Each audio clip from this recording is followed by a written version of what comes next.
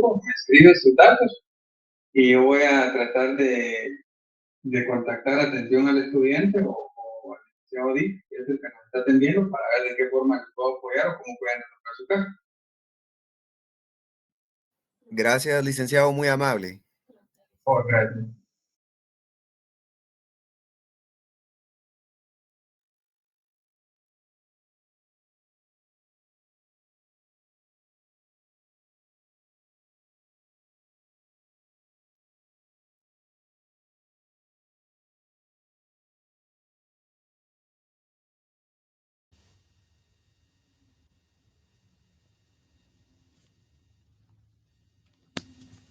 Bueno, vamos a ir,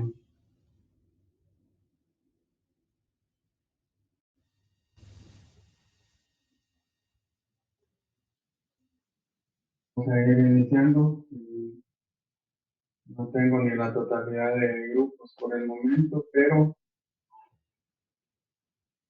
de alumnos, perdón, pero vamos a iniciar en aras del tiempo. La segunda unidad responde específicamente a lo que es el derecho financiero en sí, para lo cual pues voy a dar un poco de historia, la comprensión general en cuanto a qué es lo que abarca el derecho financiero, cuál es el objeto del derecho financiero y la relación que tiene con otras áreas, especialmente con el derecho tributario, que como ustedes ya han visto también, no sé si llevaron el curso de derecho tributario, muchas veces se tiende a confundir, que de hecho al inicio pues era una sola área del derecho.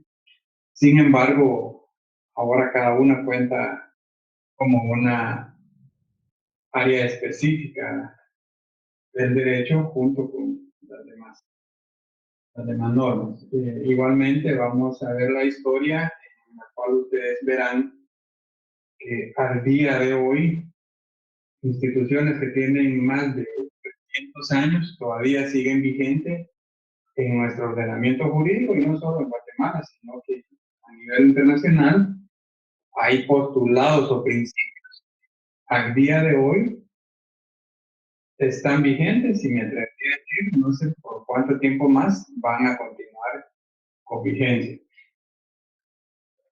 Así, al hablar de concepto de manera general del derecho financiero, nos estamos refiriendo a ese conjunto de normas jurídicas que rigen la actividad financiera del Estado, y a esta generalidad es que se le da el nombre genérico de derecho financiero. En primer lugar, recuerden ustedes la diferencia entre lo que es concepto y definición. Cuando hablamos de concepto, nos estamos refiriendo precisamente a esas características o a las puntualidades que hacen único o que diferencian a un objeto. En este caso, estamos hablando de esas características, de esas particularidades que nos van a decir que enmarca o que encierra ese concepto o esas palabras de derecho financiero. Un ejemplo burdo, por ejemplo, para que sepan diferenciar, que si a uno le cuesta o a veces se confunde qué es concepto y qué es definición. Por ejemplo, cuando se habla de una silla, el concepto de silla, ¿qué es? Es un mueble que puede ser de madera o puede ser de metal o de cualquier otro material, compuesto generalmente de 4 sillas, un asiento y un respaldo. Ese es un concepto de silla. Ahora definamos qué es silla. ¿Y qué es silla? Podemos decir es un mueble generalmente de madera que sirve para sentarse en una casa de habitación o una sala de estar. Esa es una definición y lo anterior era un concepto. Y eso es lo que tienen que aprender ustedes también a diferenciar cuando les preguntan qué es concepto y qué es definición. Bajo esa perspectiva, por eso es que en doctrina van a encontrar ustedes, no solo para el derecho financiero, pero como estamos en este curso, que ese conjunto de normas o jurídicas o normas legales de cualquier rango que se relacionen directamente o indirectamente en algunas ocasiones con la actividad financiera del Estado, es el que de manera genérica recibe el nombre de derecho financiero. ¿Y por qué de manera genérica? Porque como lo vamos a ver más adelante, perdón, cada vez que se va especializando cierta actividad, se va convirtiendo en consecuencia en un área específica del derecho. Entonces ya no hablamos del género, sino que hablamos de la especie. Para engroso, es el complejo de normas jurídicas que regula la actividad del Estado y los entes menores de derecho público, considerada en la composición de los órganos que la ejercitan, en la ordenación formal de sus procedimientos y de sus actos y en el contenido de las razones jurídicas que ésta hacen ser. Esta es la materia de estudio del derecho financiero, entendido como disciplina científica. Es decir, cuando se habla no solamente de cierto conjunto de normas, sean jurídicas, sean normas técnicas o de cualquier otra índole, norma social, norma canónica, etcétera, etcétera, lo que nos estamos refiriendo precisamente ya es ir encerrando en una especie específicamente de normas jurídicas a esa actividad financiera que realiza el Estado y cualquiera de sus entes. El autor pues, menciona entes menores, es decir, desde el Estado, desde el gobierno central, para todas las instituciones que ahora podemos decir autónomas, centralizadas, descentralizadas, autónomas, etcétera, etcétera, que tienen alguna incidencia en el manejo de lo que se denomina también genéricamente la hacienda pública. Y ese precisamente de la actividad, es lo que vamos a ver más adelante, ese triángulo que les hablaba ayer de actividades, desde la perspectiva de la teoría económica, política y sociológica, vienen a componer o a fundirse en una norma jurídica. Sainz de Bogotá lo define como la disciplina que tiene por objeto el estudio sistemático de las normas que regulan los recursos económicos del Estado. Si se dan cuenta, la definición va siendo más específica y la redacción en otro sentido en cuanto al concepto en sí de derecho financiero. No significa que tenga otras palabras, sino que se utiliza el mismo vocabulario, pero en diferente redacción y en consecuencia en un diferente sentido. De manera general, el derecho financiero se puede entender como esa disciplina jurídica que tiene por objeto el estudio sistemático de las normas que regulan los recursos económicos del Estado. Para otros autores, es el conjunto de normas jurídicas que regulan la actividad financiera en sus diversos aspectos, los órganos que la ejercen y medios que se exteriorizan el contenido de las relaciones que la originan.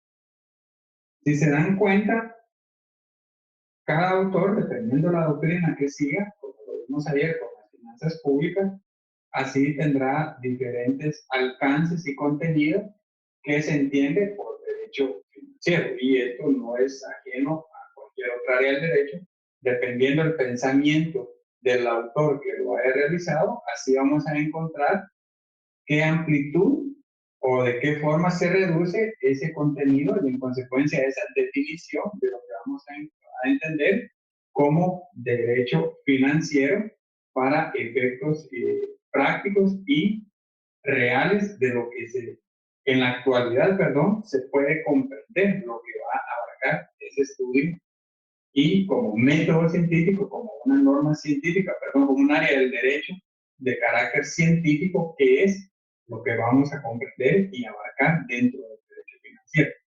¿Cuáles son las características del derecho financiero? En primer lugar, pertenece al derecho público.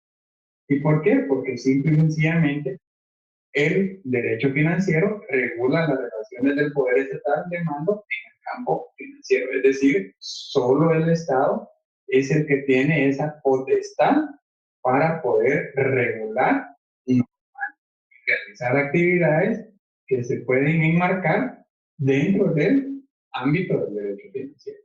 Si habláramos de una institución privada, pues entonces estaríamos hablando de un derecho económico por derecho financiero, pero específicamente para el ámbito del derecho. Otra característica del derecho financiero es que no es un derecho excepcional. Cuando se habla que no es un derecho excepcional, de manera general, la doctrina nos dice que no es concebible una ley más normal que aquella que regula la actuación del Estado, procurando los medios económicos imprescindibles para la existencia de la organización política del Estado. Es decir, que el derecho financiero va a regular específicamente esa área de la actividad financiera del Estado que se enmarca o se va a englobar, dentro de ese sistema jurídico, dentro de ese ordenamiento jurídico que compone el Estado de Guatemala para nuestro caso. Y esa ley va a ser de tipo normal en el sentido que pertenece dentro de la pirámide de Kelsen que se nos enseña a unas normas de rango ordinario. Es decir, solo la Constitución en este caso se podría o se considera, mejor dicho, como un derecho o como una norma de carácter excepcional. Esa es otra característica que comparte el derecho financiero. En cuanto al contenido del derecho financiero, el primero es la ordenación jurídica de los recursos económicos del Estado.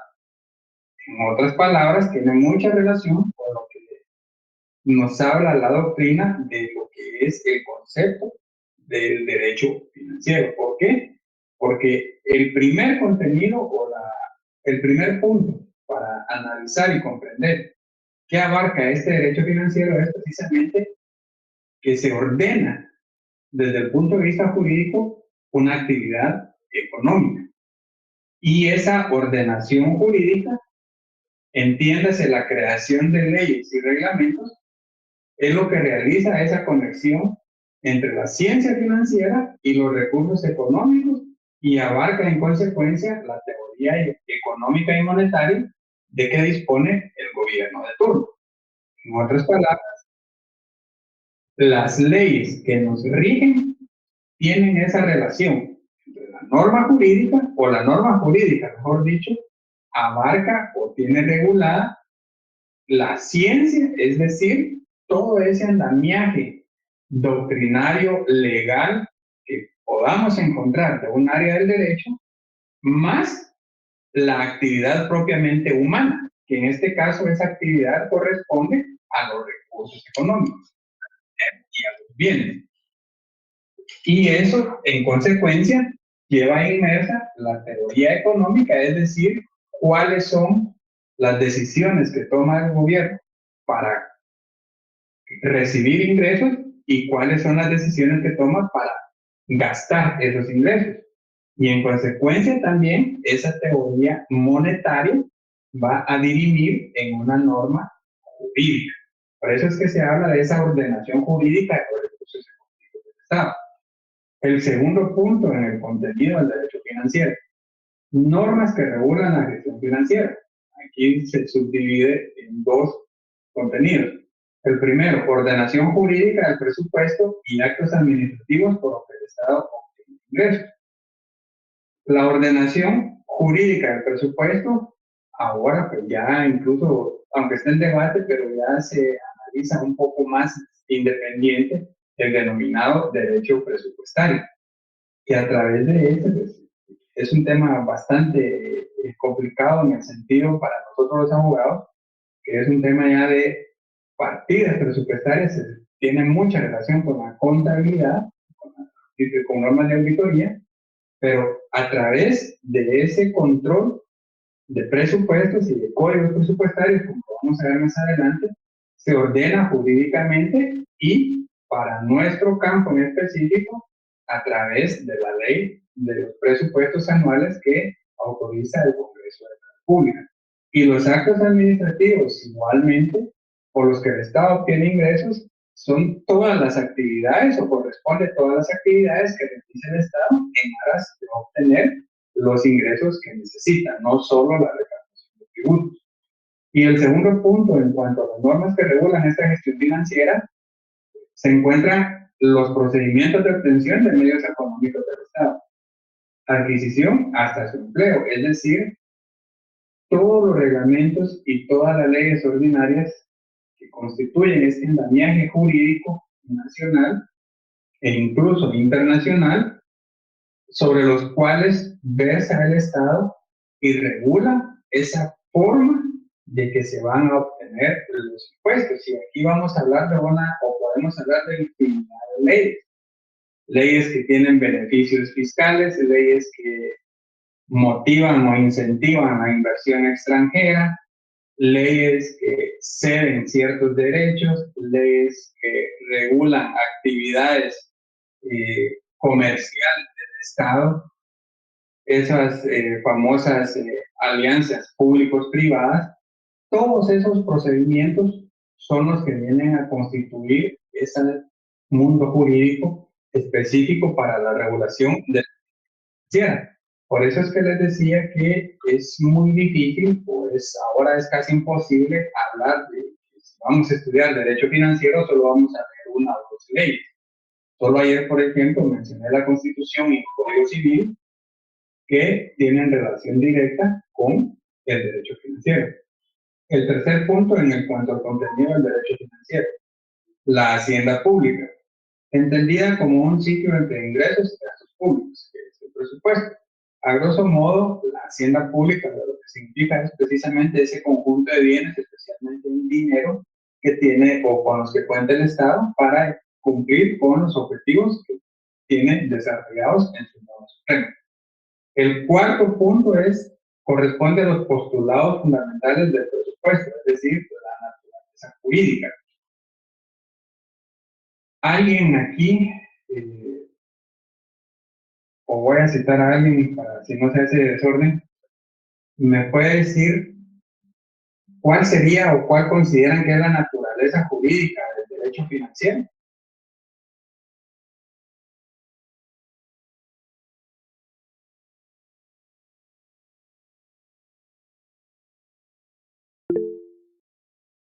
Sí, el nombre que tiene decirlo. ¿Es de naturaleza de derecho público, Lick? ¿Por qué?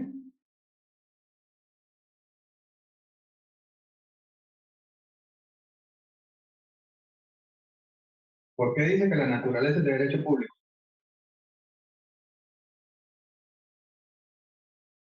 Porque son los recursos del Estado, Lick, perdón.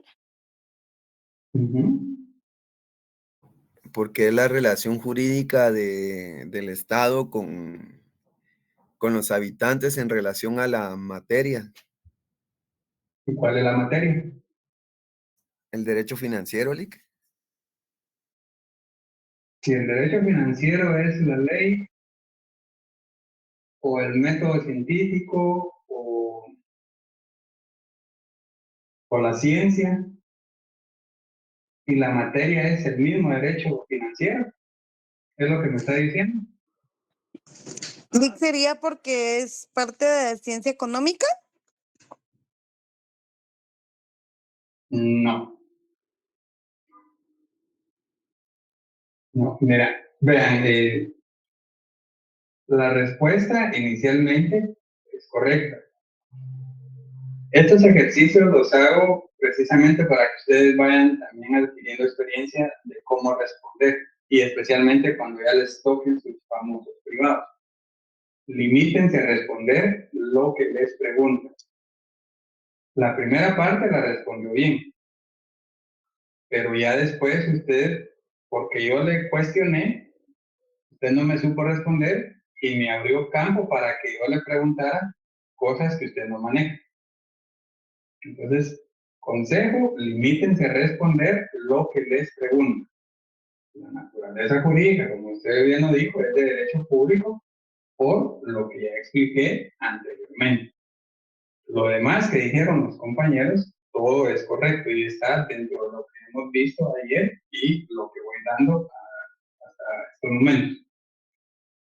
Continuando. Y gracias por participar. Teoría del gasto público. En cuanto a esta teoría del gasto público, pertenece igualmente a los procedimientos de aplicación de los ingresos a los bienes del Estado.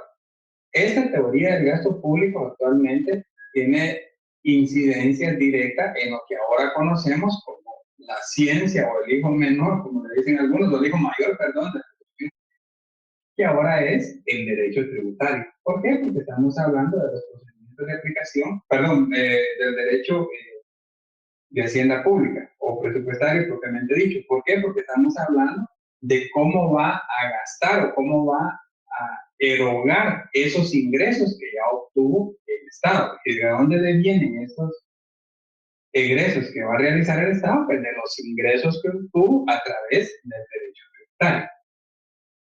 Ahora bien, otra forma de comprender estas tres teorías y cómo se enlaza lo que traté de hacer en estas figuras para una mejor comprensión. Recordémonos que así como el derecho financiero y todas las áreas del derecho, el derecho siempre va rezagado a lo que es la actividad humana, en cualquiera de sus ámbitos, político, económico, religioso, social, monetario, laboral, etcétera, etcétera. Siempre el derecho va rezagado a toda actividad humana. En consecuencia, cuando hablamos de que el derecho financiero constituye ese trípode de actividades, como se los indiqué ayer, en las finanzas públicas, lo que nos quiere decir es que el derecho financiero, como lo vimos,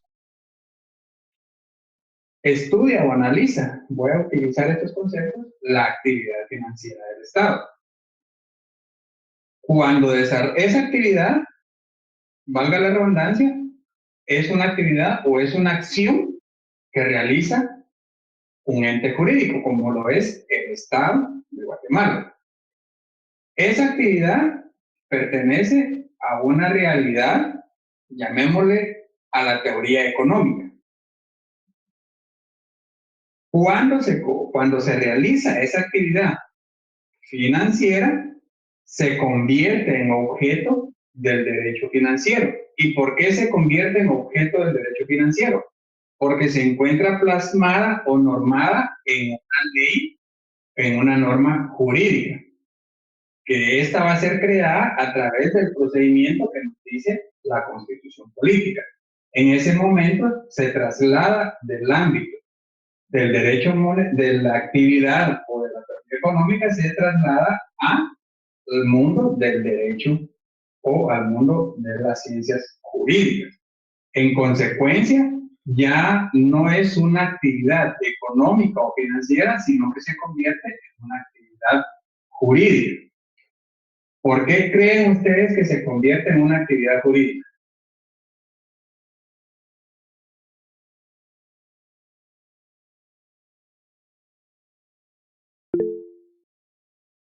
¿Sí? Porque la misma ley lo permite o lo dice cómo hacerlo. No. Julio Orozco. Está regulada por las leyes Uh-huh. del Estado. Bien. Así Como es, lo licenciado. dice, así es. ¿Y por qué? Porque la respuesta es simple.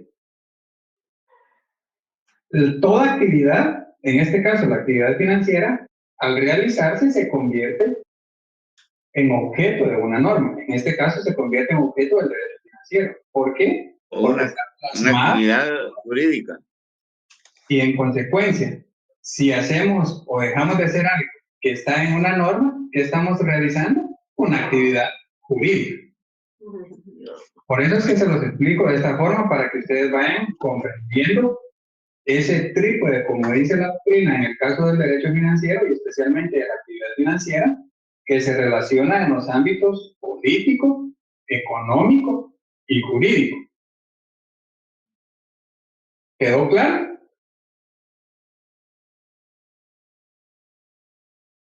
Sí, Lick, gracias. El silencio otorga. Ahora bien, el derecho financiero, inicialmente, como les indiqué, y ustedes lo van a analizar pues, en el estudio que van a realizar, a profundizar en este mes, en este curso, inicialmente el derecho financiero abarcaba lo que era la actividad financiera de manera general, entiéndase la percepción y el gasto o el desembolso de esos ingresos. De manera general los eficientes.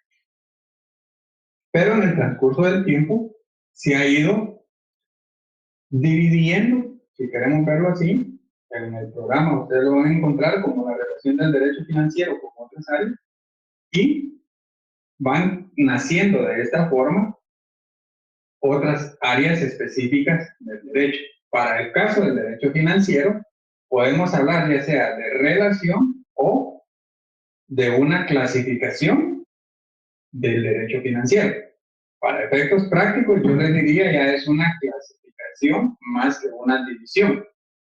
Derecho tributario o derecho fiscal, derecho patrimonial, derecho presupuestario, entre otros, porque no solo son estos tres, esos tres son los primarios si queremos verlo desde este punto de vista. ¿Cuál es la diferencia entre derecho tributario y derecho fiscal?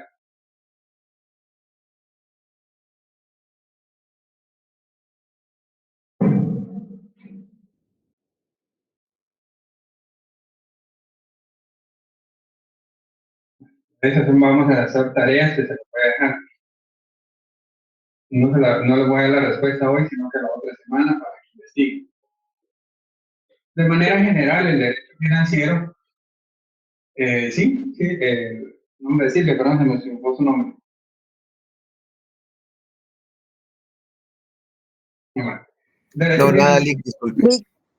aquel sector Perdón. del ordenamiento jurídico que regula la actividad financiera del Estado y demás. Sí, Yasmin. Buenas noches, Lick. Solamente quería, pues la diferencia entre el derecho financiero, según a mi criterio, es que el derecho tributario estudia la regulación de los tributos y el derecho fiscal es como más amplio y regula las normas de la administración financiera. No sé si estoy en lo correcto. No, no está en lo correcto. Que tiene nombre oficina jurídica. Buenas noches, licenciado. Pues yo encuentro la diferencia entre derecho financiero y derecho tributario. O por ejemplo, derecho financiero, como por ejemplo serían como por ejemplo, las cotizaciones que se realizan del Estado, como por ejemplo las diferentes compras que se realizan por medio de ¿cómo se llama? ¿Cómo se llama eso?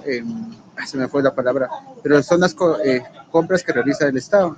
Mientras que el derecho no, Perdón que me interrumpa. La pregunta fue, ¿cuál es la diferencia? O mejor dicho, igual voy a ampliar la pregunta, ¿cuál es la diferencia? ¿O hay diferencia entre derecho tributario y derecho fiscal? No mencioné derecho financiero, mencioné derecho fiscal. Lick, una pregunta. Bueno, yo así me recuerdo de que el derecho tributario es aquel que regula los impuestos, tributos y tasas, y el derecho fiscal es el que regula la manera que estos se cumplan. No sé si estoy mal. Más o menos, pero no se lo voy a responder hoy, como les digo. ¿Ya llevaron derecho tributario ustedes? No sé si tienen un curso. Ya Lick ahorita en el 10º. Un décimo. Bueno, entonces ya tendrían que saber esta diferencia, entonces lo vamos a dejar de tarea. Sí, el de oficina jurídica. perdón, fíjese que como derecho tributario todavía no lo hemos llevado porque como primero llevamos derecho financiero para llevar luego derecho tributario. Bueno, unos lo han llevado, otros no. Le vamos a dar, Danielberto dice, el derecho fiscal se ocupa de los ingresos y presupuestos del Estado, mientras que el derecho tributario solo se encarga de las contribuciones sin incluir el tema de los gastos o su distribución. Si solo se encarga de las contribuciones, digamos que se lo voy a poner buena, porque vamos a tomarlo como un sinónimo de impuesto o de tributo, las contribuciones. Más o menos por ahí va, pero todavía no me convence. Derecho tributario, conjunto de normas jurídicas que regulan a los tributos en sus distintos aspectos y las consecuencias que ellos generan. Derecho presupuestario regula la gestión, administración y erogación de los recursos económicos del Estado. En consecuencia, aquí en Guatemala, pues este presupuesto, también ustedes, voy a dejar de tarea que averigüen cómo se llama la institución pública encargada de realizar el presupuesto del Estado, con fundamento legal. Derecho de la deuda pública, rama del derecho financiero que organiza con el recurso constitutivo de la Hacienda las diversas modalidades jurídicas de obtención de caudales por la vía del crédito público. Regula los procedimientos de operaciones y empresas. Es decir, si ustedes se dan cuenta, cada una de las áreas del derecho tienen definidos no solo el campo de acción, sino también el contenido que el mismo va a desarrollar y en consecuencia el objeto que recurre. Por eso es que es muy importante, como decías, saber comprender las normas jurídicas, saber qué es un concepto y especialmente que ustedes analicen, no solo memoricen y no solo también acepten todo lo que les digan sus catedráticos, me incluyo yo, todos somos humanos y todos estamos para aprender, pero ustedes tienen de analizar, comprender qué es lo que dice una norma en sí. Muchas veces damos por sentado que ya sabemos algo, pero cuando analizamos detenidamente es comprender de mejor manera los errores o qué es lo que quiere decir esa norma jurídica. Kelly Melissa, ¿qué institución mencionó? Perdón, de la tarea es qué entidad del Estado es la que se encarga de realizar el presupuesto del Estado con fundamento legal. Esa es una de las tareas y la otra tarea también es, la vamos a subir también al Classroom, pero lo apuntan de una vez. Derecho tributario y derecho fiscal, ¿son sinónimos? ¿Sí o no? ¿Por qué? Y si hay diferencias, decirlos. Eso me lo pueden decir en un párrafo. No necesito mucho, solo es para que ustedes también vayan analizando. Ahora vamos a ver un poco de la evolución del derecho.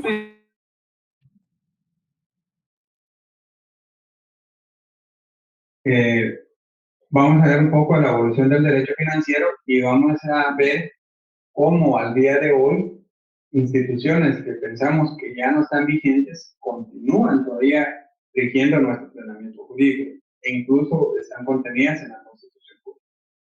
Inicia con el mercantilismo y en esta etapa, pues estamos hablando del siglo XV, pensaban en la riqueza, específicamente en el oro y en la plata, y de ahí deviene la palabra tesoro. O sea, cuando se habla del tesoro público, del tesoro privado, ese tesoro, especialmente para las finanzas públicas, deviene precisamente desde esta etapa donde se pensaba en la riqueza únicamente, en tener esa cantidad de oro y plata guardada, más que los bienes los dejaban en un segundo plano.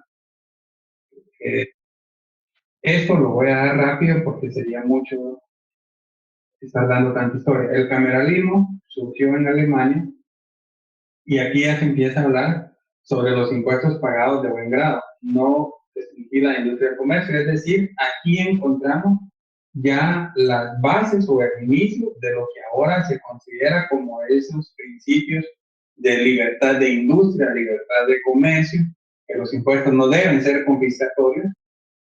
Ese nacimiento de esos principios que ustedes encuentran en la Constitución, el origen lo van a encontrar en el año 1700, más o menos, en el siglo XVII. Ya hablaban también en esa época de que los impuestos debían recaer en una forma equitativa. ¿Sí, Anderson, me acuerdo?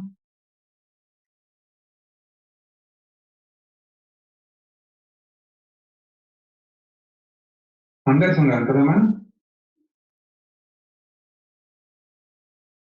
Bueno, vamos a continuar. Y también en este siglo XVII se habló que los impuestos debían de recaer en la época de pago y monto, tenían que ajustarse a la conveniencia del contribuyente. Eso es lo más importante del liberalismo que rige desde el siglo XVII. Luego nos pasamos a la denominada fisiocracia, que nació en Francia, que se entiende como el gobierno de la naturaleza. Y eso tenía relación con la economía natural, es decir, para esta fisiocracia, la economía, el dinero, la ganancia o el lucro, como le queramos denominar, se obtenía precisamente de trabajar la tierra, es decir, de la agricultura. Y aquí van a encontrar ustedes también a inicios del siglo XVII el primer intento de crear un sistema científico de la economía. Y el famoso lema que todos conocemos también, ustedes ya conocen, dejar hacer, dejar pasar, laissez faire, laissez passer, no se encuentra, como lo vamos a ver más adelante, con Adam Smith, que fue quien más lo comercializó, sino que lo vamos a encontrar con este autor, Francois Pueltan, que es francés, que él en esa ocasión estableció a través de este postulado, que ahora es postulado, la limitación de las funciones estatales en el sentido que el Estado debe garantizar la vida, la libertad, la propiedad, todos los derechos y principios que regula la Constitución vigente en Guatemala, tienen sus antecedentes en este aforismo que él inicialmente utilizó y que después se volvió famoso y agarró fuerza, especialmente en las teorías económicas. El impuesto debía grabar un único expresamiento neto de la riqueza, que era decir, en otras palabras, grabemos únicamente la tierra. Tienen también, o aquí nació la teoría de la amortización y utilización del impuesto, y la crítica contra los impuestos indirectos a los consumos y la defensa de la imposición directa. Luego, la escuela liberal de Adam Smith, que es el considerado padre de la economía política, él postuló 4 axiomas o principios de los impuestos. Los súbditos de un Estado deben contribuir al sostenimiento del gobierno. El impuesto tiene que ser fijo y no arbitrario. Debe cobrarse en la época o la manera que mayor conveniencia pueda ofrecer al contribuyente. Y debe estar ideado de tal manera que extraiga los bolsillos de la población o que impida que entre ellos la menor cantidad posible por encima de la que hace ingresar al tesoro, o principio de economicidad. Y luego también está David Ricardo, de esta misma escuela liberal, que escribió el libro Principios de Economía Política y Tributación. Si ustedes se dan cuenta, estas instituciones que estamos hablando desde el siglo XVII, algunas de estas todavía están vigentes y son los principios que rigen el sistema tributario guatemalteco. Eso lo vamos a explicar cuando veamos la parte del derecho tributario. Luego nos trasladamos a la teoría del sacrificio con John Stuart Mill, que es el primero de la tradición inglesa en proponer cambios en el sistema impositivo para introducir reformas sociales. Él refutó el principio del beneficio y lo reemplazó por el de capacidad contributiva. Si ustedes se dan cuenta, esta capacidad contributiva es también parte de los principios que rigen nuestro sistema tributario. Desembocó en consecuencia esto en otros principios: igualdad, proporcionalidad y minimización del sacrificio. Y en lo que se denomina imposición progresiva de los impuestos. La igualdad de los impuestos equivalía a la igualdad del sacrificio, es decir, todos tenían que tener esa similitud en cuanto a sus ingresos para poder determinar también esa igualdad de pago de impuestos que debían realizar todos. Y se opuso a la doble imposición de la obra. Luego nos trasladamos a la teoría del cambio, con Frederick Bastiat y William Nassau Senior. Y aquí en esta teoría del cambio hay 2 corrientes, la teoría optimista y la teoría pesimista. En la teoría optimista defendieron el fenómeno financiero como un fenómeno de cambio, y a contrario de estos, Jean-Baptiste, especialmente Stein, no consideraba bienes a los servicios estatales. Y en la teoría pesimista decían el gobierno ideal debe ser barato y gastar poco, y el Estado era un mal industrial y un mal comerciante. Es decir, vamos viendo cómo todas estas teorías, todas estas escuelas económicas tienen incidencia en lo que se va formando las normas jurídicas que componen todo ese conjunto de leyes que ahora conocemos como derecho financiero. El marginalismo o utilidad marginal. El valor de las cosas es proporcional a su capacidad para comprar satisfacciones. Esta utilidad marginal, en otras palabras, es la satisfacción que va a tener un bien, un objeto, un servicio, en la medida que la cantidad va a estar presente en el mercado nacional. Es decir, esa satisfacción que va a tener un bien, un servicio que ofrece en el Estado en la población. Y ahí dependerá mucho ese porcentaje de la población que se podrá utilizar o que se podrá aprovechar de ese bien o de ese servicio para poder determinar qué utilidad va a tener o qué margen de utilidad va a tener ese bien. Otro autor de esta teoría es William Stein. La suma de las utilidades de todas las unidades disponibles de la oferta es la utilidad total. La última unidad consumida es el grado final de la utilidad. En otras palabras, esta teoría de del marginalismo, o escuela del marginalismo, se podría resumir de manera general que son las finanzas públicas consistían en un problema de valor. Es decir, cuáles eran las urgencias que tenía la población y de qué forma el Estado podía corresponder a la población para cubrir esas necesidades que tenía, y con base a esa última experiencia que se tiene o ese último servicio que se va a prestar o actividad que desarrolla el Estado, cuál es ese margen de utilidad, o en otras palabras, cuál es ese margen de satisfacción que tiene la población sobre su Estado. Luego nos pasamos a la escuela austriaca moderna y caemos ya con un Mises especialmente, que creo que es el más famoso y que es el que retomó ese aforismo que ahora es un dogma de dejar hacer, dejar pasar. Él criticó el socialismo y rehusó conceder algún papel al gobierno en la economía. Es decir, aquí ya nos pasamos nuevamente o retomamos lo que ahora se conoce como neoliberalismo en la economía para poder determinar desde el punto de vista económico y tener incidencia en consecuencia en la forma que se va a redactar esa norma jurídica. Luego está la escuela sueca,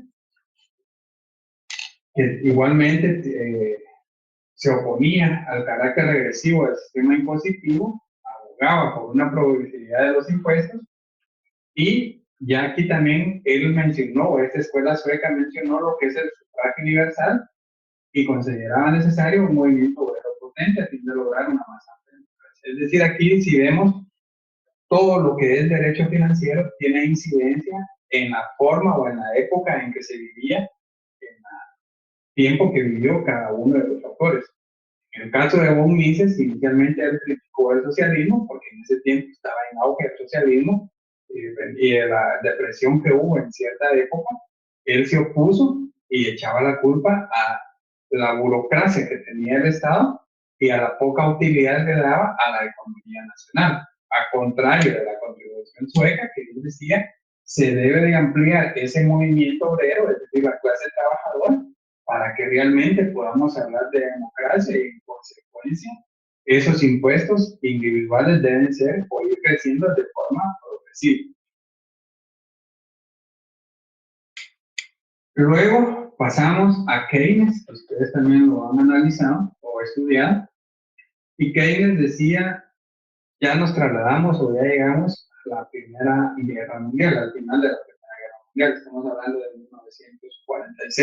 1946-44.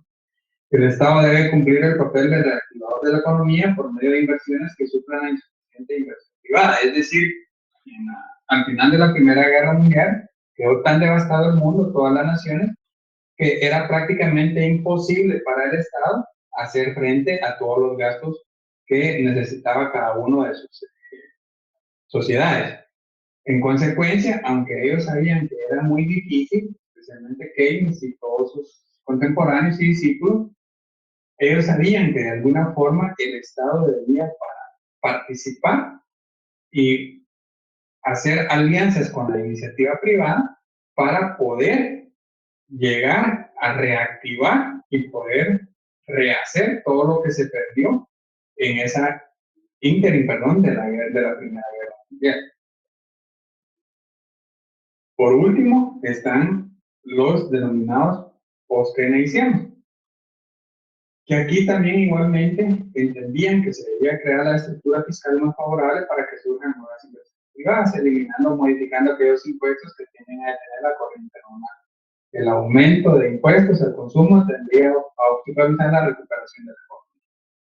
Igual que aquí, que Keynes, que era su maestro, su mentor, ellos bregaban para que el Estado, mediante ese gasto público, ya se pudiera reactivar o se pudiera hacer más rápida esa reactivación económica que se necesitó posterior a la Primera Guerra Mundial. Luego vamos a encontrar otras teorías y escuelas, como la de la competencia monopolística, o conocida también como que esta escuela especialmente era también de tipo conservador. Y luego vamos a encontrar en 1939 también la denominada escuela o libro escrito por un inglés, Samuel, de apellido Samuelson, que él por primera vez introdujo un estudio matemático en el campo de la economía y se hizo famoso precisamente por ese trabajo en el año 39 a través de esa interacción que él realizó entre las matemáticas, el efecto multiplicador y el principio de aceleración económica. Y con ese postulado se inició precisamente a integrar lo que es la matemática en el campo de la economía.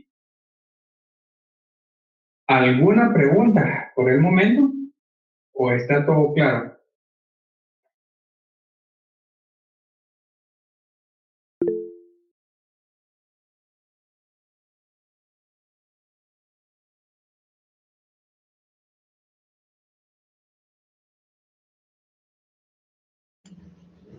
Buenas noches, disculpe.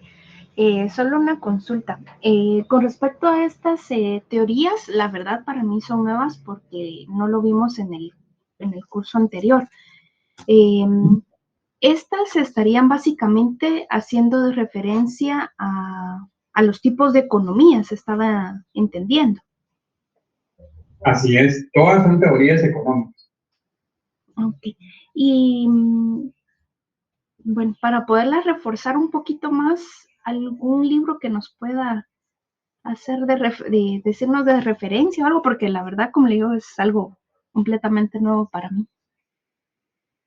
Mire, en el programa tienen un listado de autores de bibliografía que pueden utilizar. Igual les pudiera decir,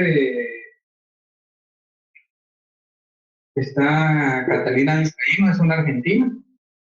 En ese pueden encontrar parte de las teorías económicas. Y voy a tratar de subirles en el transcurso del fin de semana algunos libros para que yo tengo, o parte de libros para que les puedan servir de referencia. Parte del estudio del derecho financiero es precisamente comprender estas teorías. ¿Por qué? Porque a ustedes se les va a facilitar, especialmente cuando, no sé, yo cuando me gradué, se llamaba Derecho Financiero 1 y 2, y en uno de ellos se miraba tributario y en otro específicamente financiero. No sé cómo está ahora, yo hace ratitos me gradué, entonces no sé cómo están ahora ustedes.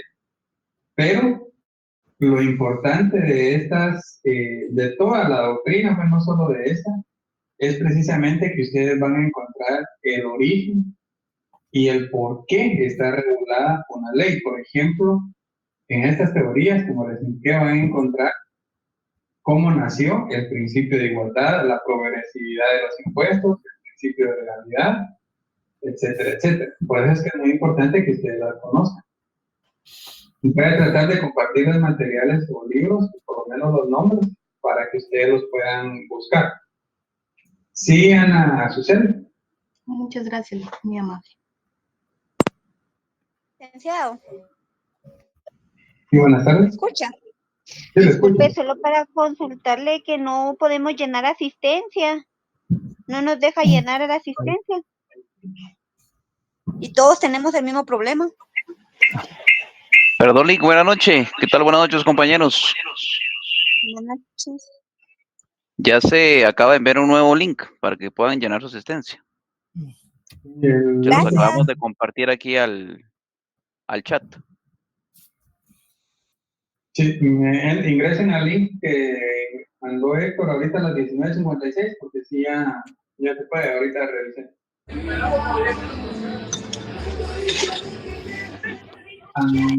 Duriña, Navas. Hola, licenciado, buenas noches. Con una consulta, licenciado Héctor, disculpe, ¿qué tema fue el que había colocado usted que se colocara en la hoja de asistencia? Gracias. El tema visto es el que tienen que colocar, el que vamos viendo diario. Para hoy, pues corresponde al tema de derecho financiero. Pero el tema no es muy importante, como que colocan derecho financiero, que es el nombre del curso. Está bien. Ana Azucena. Muchas gracias, licenciado, muy amable.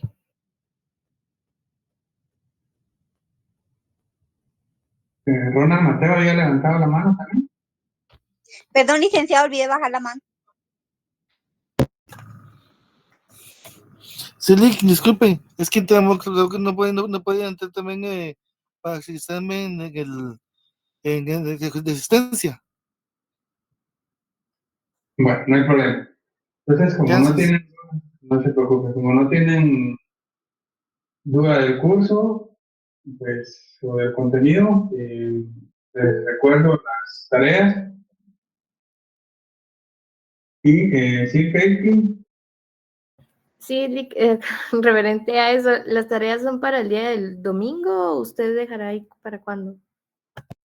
No, es para que ustedes analicen, ya les voy a poner fecha.